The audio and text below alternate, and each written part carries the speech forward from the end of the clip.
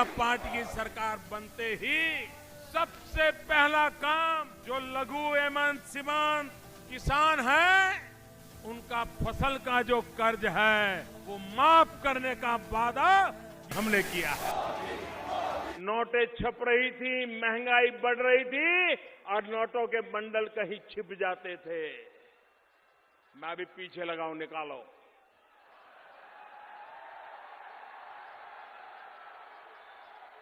आ रहा है, आपने देखा होगा, कोने कोने से।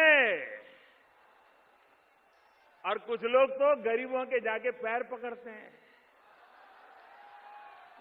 अरे तुम तो कितने अच्छे हो, तेरे दादा मेरे यहां मजदूरी करते थे, तेरी मां मेरे बर्तन साफ करती थी। अरे तुम तो बहुत अच्छे हो, देखो बच्चे बड़े हो गए हैं, ऐसा करो मेरा ये 2-3 लाख रुपया तुम्हारे खाते में डाल दो।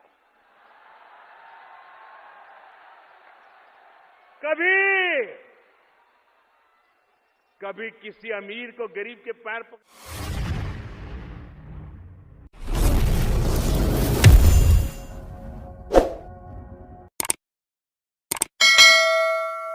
पकड़ते देखा था? भाइयों बहनों, आज जिन बेईमान लोगों ने पैसा जमा किया है वो गरीबों के घर में भी कतार लगा के खड़े हैं। बैंक में कतार लगाने की उनकी ताकत नहीं है। बैंक के बाहर तो वो कतार लगाता है जिसमें ईमानदारी का माजा होता है।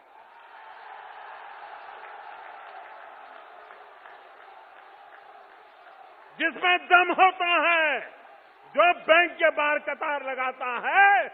बेईमान लोग गरीबों के घर के बाहर चोरी छुपकी से कतार लगाए हैं।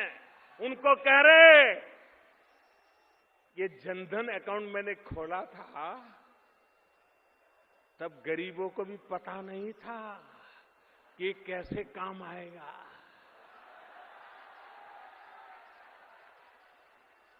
काम आ रहा है कि नहीं आ रहा है?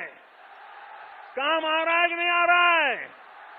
लेकिन एक बात कीजिए, मैं देश के सभी जनधन अकाउंट वाले गरीबों को कहना चाहता हूं, जिसने भी आपको पैसा दिया है, जिसका भी पैसा अपने बैंक में रखा है, वो उठाइए मत।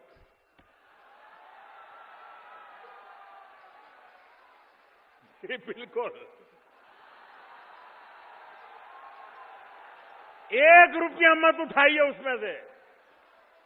देखिए वो आपके घर रोज चक्कर काटेगा,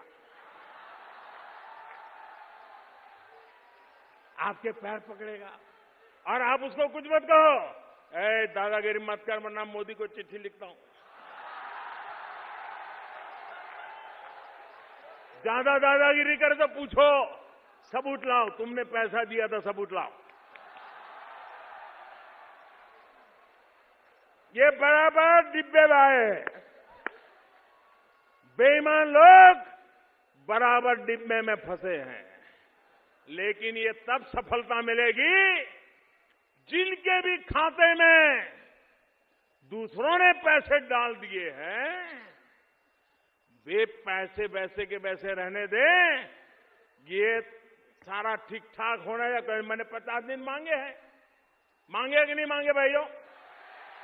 50 दिन तकलीफ पड़ेगी, मैंने कहा है कि नहीं कहा है?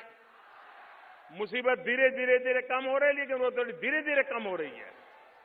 लेकिन मैं देश के नागरिकों को सलाम करता हूं।